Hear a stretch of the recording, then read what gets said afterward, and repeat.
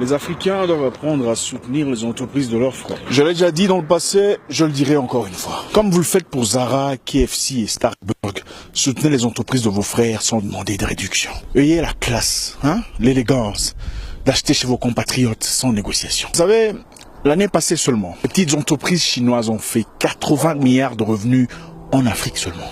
Pendant ce temps, certains pays africains ont un GDP de 3 milliards, 4 milliards, c'est honteux.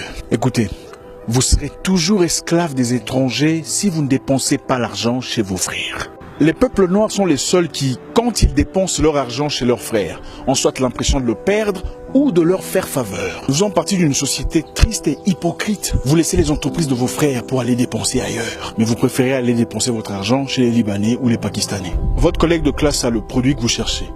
Mais vous préférez aller dépenser votre argent chez les Libanais ou les Pakistanais. Votre ami bosse dur pour grandir son business.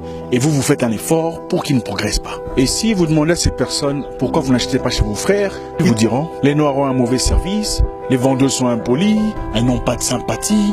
Attendez, vous êtes allé chercher de la marchandise ou de la sympathie? Je vais vous dire ce qui cloche. Quand vous allez chez les Noirs, au lieu de vous concentrer sur la marchandise qui vous y emmène, vous ouvrez grand les yeux pour les observer. Dévisagez la vendeuse, vous regardez comment est-ce qu'elle vous regarde, est-ce qu'elle est gentille, est-ce qu'elle est soumise, est-ce qu'elle vous sourit? Après, vous commencez à dénigrer son produit. Vous touchez, vous regardez, vous dites mais ça, c'est pas la première qualité.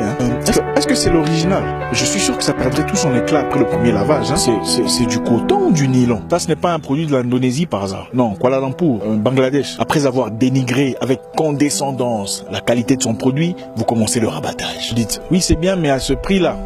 En plus, tu vois, ce n'est pas tout à fait l'original que j'avais vu l'autre fois.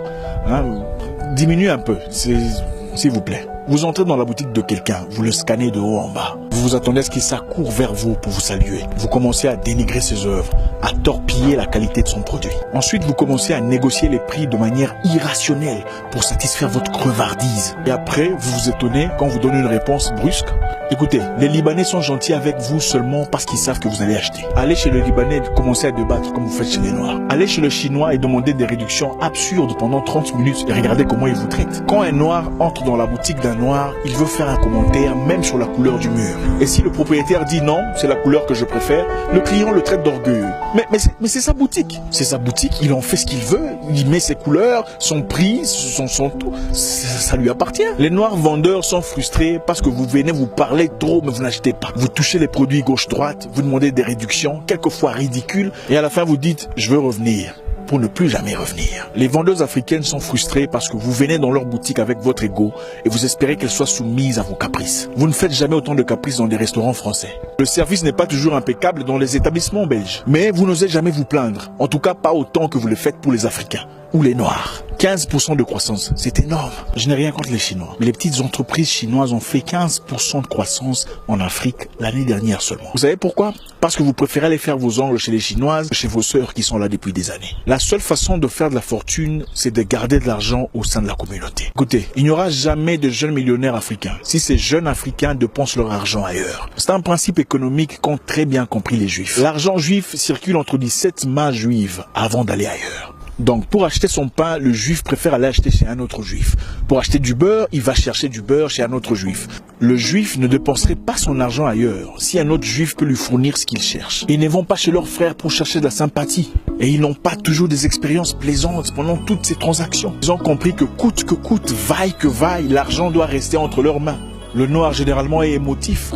Tout se joue sur ses émotions. Voilà pourquoi vous verrez chez beaucoup de noirs, si vous êtes en désaccord sur un sujet, vous êtes d'office ennemi sur tout le reste. Dépensez l'argent chez vos frères sans faire des chichis. N'allez pas chercher de la sympathie, la vendeuse n'est pas votre amie. Un entrepreneur noir doit fournir 7 fois plus d'efforts pour satisfaire un client noir. Pendant que vos collègues de classe ont du mal à attirer de la clientèle, vous faites la publicité gratuite pour les Indiens. Même sur Internet, vous ne partagez jamais leur page pour leur donner plus d'opportunités, mais vous êtes toujours présent quand il faut critiquer. Et si par le souffle d'un hasard, vous décidiez de le soutenir, c'est pour demander des dettes ou de la gratuité. Et quelquefois vous dites, ah, réduit, non? Tu ne réduis plus si c'est comme ça, je vais commencer à aller ailleurs, je vais commencer à aller chez les... Vous faites ça, vous faites du chantage. Et nous les Noirs, même quand on fait preuve d'appréciation, c'est jamais, c'est bien, point final. Il y a toujours quelque chose à faire. Ce qui fait est bien, mais ça fait trop européen. L'emplacement est bon, mais les couleurs sont trop vives. Le produit est bien, mais c'est cher. Il y a toujours un mais.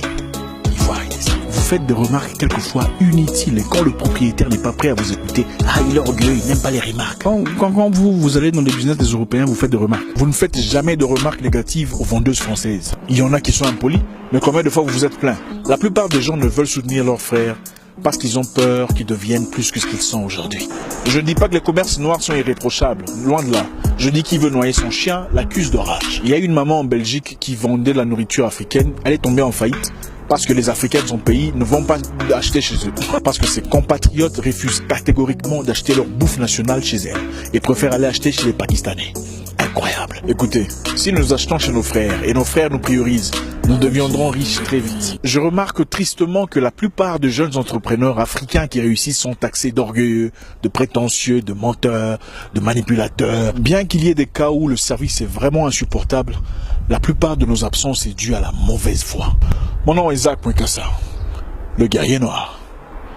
Votre frère. Attendez, c'est bizarre.